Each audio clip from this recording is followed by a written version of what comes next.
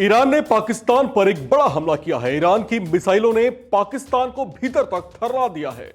अचानक हुए हमले से पाकिस्तान कांप उठा है और इस बौखलाहट में उसने अब ईरान को इसका बहुत बुरा अंजाम भुगतने की चेतावनी दे दी है, जिससे अब इस बात की संभावना बढ़ती देखी जा रही है कि अगर इस तनाव को शांत नहीं किया गया तो दोनों देशों में जंग छिड़ सकती है। दरअसल बुधवार को ईरान ने एयर स्ट्राइक करते हुए पाकिस्तान में पल रहे जैश अल अदल आतंकी संगठन के दो बड़े ठिकानों पर मिसाइलों से हमला कर दिया। ये दोनों ही ठिकाने जैश अल अदल के कैंप बताए जा रहे हैं, जहां से इस आतंकी संगठन की गतिविधियों को कंट्रोल किया जाता था।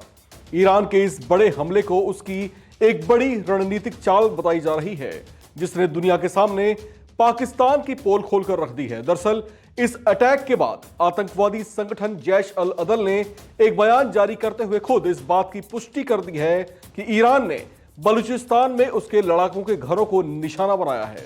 उसके बयान से साबित हो गया है कि पाकिस्तान के बलूचिस्तान में जैश अल अदल के आतंकी रह रहे थे, जबकि खुद पाकिस्तान दुनिया के सामने इस बात को छुपाता आ रहा था कि वहां पर ऐसे कोई आतंकी नहीं है। अभी भी पाकिस्तान की ओर से जो आधिकारिक बयान जारी किया गया है, उसमें उसने सिर्फ यही बताया है कि ईरान के हमले में 2 बच्चियां मारी गई हैं, जबकि 3 अन्य लोग जख्मी हुए हैं।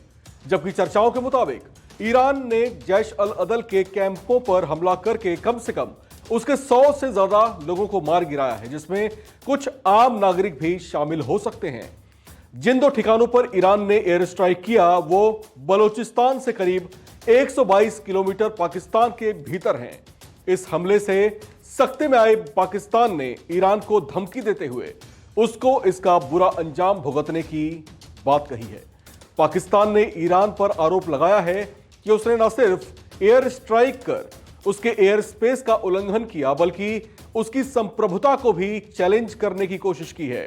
साथ ही उसने ईरान से अपने राजनयिक भी वापस बुला लिए हैं। आपको बता दें कि ईरान और पाकिस्तान के बीच संबंध पहले से ही खराब रहे हैं, जबकि ईरान में पाकिस्तानी संगठनों की ओर से आतंकवादी घटनाओं से वो अक्सर परेशान रहता आया है, जिसे लेकर दोनों ही देशों के बीच तनाव की स्थिति बनी रहती थी। ईरान ने अपने इस एयर स्ट्राइक को जैश अल अदल के उस हमले का बदला बताया है, जिसमें कुछ समय पहले ही जैश अल अदल की ओर से ईरानी सुरक्षा बलों पर हमले किए गए थे, जिसके बाद ईरान के IRGC यानी इस्लामिक रेवोल्यूशनरी गार्ड्स कॉर्प्स ने पाकिस्तान के चरमपंथी बलूची संगठन जैश अल अदल के ठिकानों को मिसाइलों से वार कर उड़ा दिया था। पाकिस्तान पर पहले से ही ये आरोप लगते रहे हैं कि उसकी धरती पर आतंकी संगठनों को पनाह दी जाती रही है। हिजबुल मुजाहिदीन, अल-कायदा, लश्कर-ए-तैयबा और जैश-ए-मोहम्मद जैसे कई आतंकी संगठन पाकिस्तान में ही फलते फूलते रहे हैं।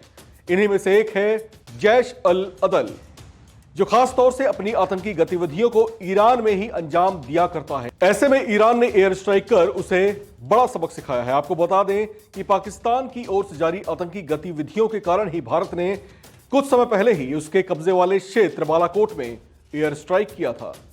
अब पाकिस्तान आगे ईरान की इस गतिविधि पर क्या रुख अपनाता है वो देखने लायक होगा। फिलहाल आप बने रहिए वन इंडिया के साथ।